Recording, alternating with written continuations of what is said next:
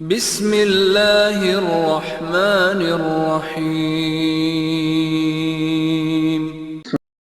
اسی طرح 11ویں بیوی میمونہ رضی اللہ عنہ، ان کے والد کا نام جو ہے حارث ہے، اور یہ خاندان بنو آلان، ان کی پیدائش 18 سال قبل نبوت 592 عیسوی۔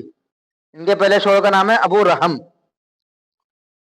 بعض کتابوں کے اندر رحم بھی لکھا ہے خالی، اور بعض کتابوں کے اندر ابو رحم جو ہے ان کا نام لکھا ہے۔ ان کا نکاح جو ہے 7 ہجری کے اندر اللہ کے رسول سے ہوا، اور یہ آخری نکاح تھا اللہ کے رسول کا 629 عیسوی کے اندر۔ ان کی مدت نکاح تقریباً 3 سال جو ہے اللہ کے رسول کے نکاح میں رہی ہیں۔ ان کی وفات جو ہے 51 ہجری کے اندر 671 عیسوی میں۔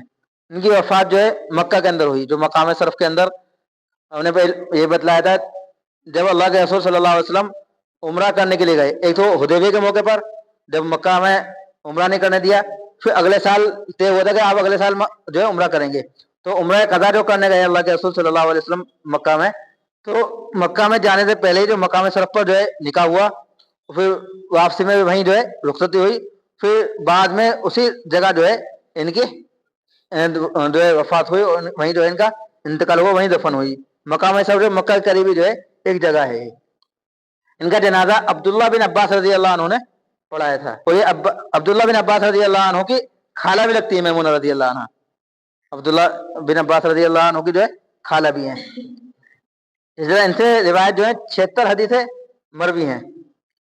نکاح کی وجہ جو ہے یہ تھی کہ حضرت عباس رضی اللہ عنہ جو ہے اللہ کے رسول کے چچا، ان کی دل جو مقصود تھی، اور حضرت عباس رضی اللہ عنہ ہی جو میمونہ رضی اللہ عنہ کا رشتہ لے کر اللہ کے رسول کے پاس آئے تھے۔ اس میں سمجھنے کی بات یہ بھی ہے کہ حالانکہ عباس رضی اللہ عنہ اللہ کے رسول کے چچا ہیں، اور رشتہ لے کر آ رہے ہیں میمونہ رضی اللہ عنہ کا۔